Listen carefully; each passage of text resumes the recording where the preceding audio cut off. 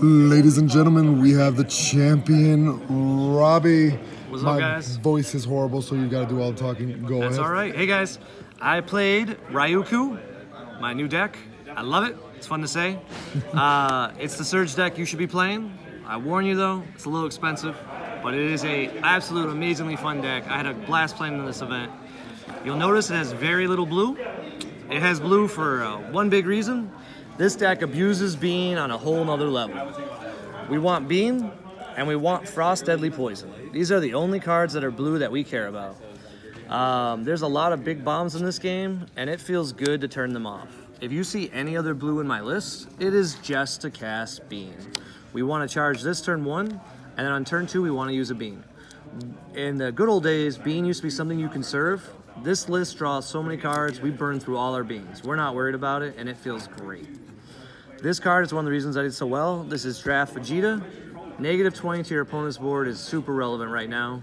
If you're playing against the new Brawly Surge deck, you wipe their entire board for the most part. Only the 30k survives. And if you play against U6, Apes, any of the big decks, it takes care of everything and you don't have to worry about it. And it feels very good. This card right here, as you saw if you were watching me on stream, is Beerus No Holds Bar. I was a fool and only played 2 in my original list, I apologize. After testing, I found out this card, I wish I could play 5. It is that good. If you draw all 4 in a game, you probably will win if your opponent hasn't gone too fast. It KOs pretty much anything in this game with the exception of secret rares. It can tap down leaders, which was relevant because if you guys saw, Janemba made top 8. I never would have thought that would happen in this era. And the guy who beat it was able to tap down the leader and keep it tapped for the whole game. So he never was getting milled because he just arrived Beerus, kept doing it. Didn't have to mill too, and Janemba didn't get any card advantage. It's like probably the biggest reason why he won. My big monster, this is how I beat a lot of people. I draw through my entire deck. I'm probably gonna draw it, but if I don't, we have a backup. Good old Mira, and everyone's favorite combo, one Singleton Champa. That was a mistake, I will admit. There should be 2. We can probably cut a Vegeta to make room for it, or something else. But you feel pretty dumb when you have to charge it, and you're like, well, I have no double strike left in my deck. We've got Champa the Trickster. Man, can this card ever stop being good? I don't think so. It doesn't matter what you run, this card deals with it. I like it. It's one of the best counterplays in the game because it gets around barrier. I'm a big fan. Thanks to Marcel, I ran the secret rare. I was able to beat the mirror match because of it. He gave his leader plus 25k, or plus 10k to make him 25k. I summoned that big guy and took care of it. So it was really nice. For the super combo, you'll notice my list has a lot of red cards. So I went entirely with Divine Cry Beerus. Other people were doing a split. It's really just your preference. But either way, Sparking's the way to go because you want to stay at 5. There's no reason to go to 4, 3. Like, keep your life high and just win. And then don't let somebody just come out of nowhere and like demigraw you and you lose. This card, I can see running 4. It is the Ape that draws 2 from your graveyard.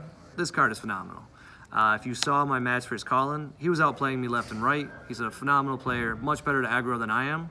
I was able to keep in the game by keeping energy back to Bean and just drawing 2. Keeping energy to negate, draw 2. That's all I was trying to do to beat him and just win by eventual card advantage. And it worked. Everyone's favorite Great Ape, Raiders Warcry. I can't believe this card was ever made. I say it in every video. And if you look at my success rate ever since this card came out, I've been doing a lot better since then. If you don't own it, you should. It's amazing. It taps cards, it draws cards, it's a double striker, you play it on 2. It does everything you need in this game, on early game. And late game, it doesn't feel bad to have 5 energy and draw a card after comboing a 10k, and then be able to swing back next turn. It's quite the resilient card. A new addition that we added was Heartfelt Plea from when I originally made my list.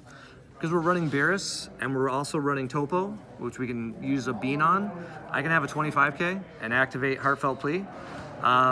If you saw my Surge Brawly matchup, I was able to get him to exactly 3, get rid of his entire hand so he couldn't awaken. And when he was at 3, just go for the swing. It feels good just to have a big bounce monster. Topo was actually discarded more than he was played this game as an arrival cost. So it's not a requirement to have Topo. Boy, does it feel good that he is a arrival helper. And if you really need to, you can negate. You'll see some people are running Mercenary Tau to get around that and try to warp your hand. So don't fall into that trap. Just keep back your beans and you'll do fine. For untapped lands, we have Whis. The correct play is to go turn 1, a Frost, Deadly Poison, or a combination attack, any of the tapped blue lands into a red-yellow land that isn't Whis, so that way you can bean and hopefully play an ape or do something during their turn. And then on your turn 3, you really want to drop Whis. From then on, you don't care so much about your energy, but that's the dream kind of sequencing, so you can always have access to all of your cards, and you can overwhelm your opponents. Cooler is a 1-of. I love this as a singleton because people respect it and they're afraid of it, so they sometimes won't topo because they know you run it in your list, even though you don't have it. And generally, you're okay with them topoing.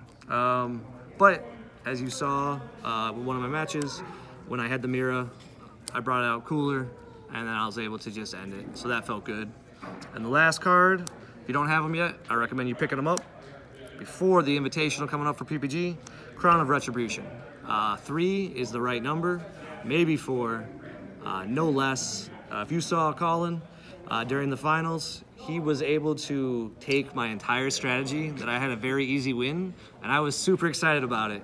And he just goes, Brawly. I'm like, all right, well, I lost a Champa. It's okay, I got a Cooler. Brawly, I have no strategy to beat you now. This is a very big problem. And the grin on his face was well-deserved because this card will do that for you. So I'll see you guys at the Invitational. I'd like to say I'm gonna play this deck, but I don't know. I might try something new. So I'll see you guys in, I guess, 7 days. Good seeing you. All right, congrats, man. Thank you.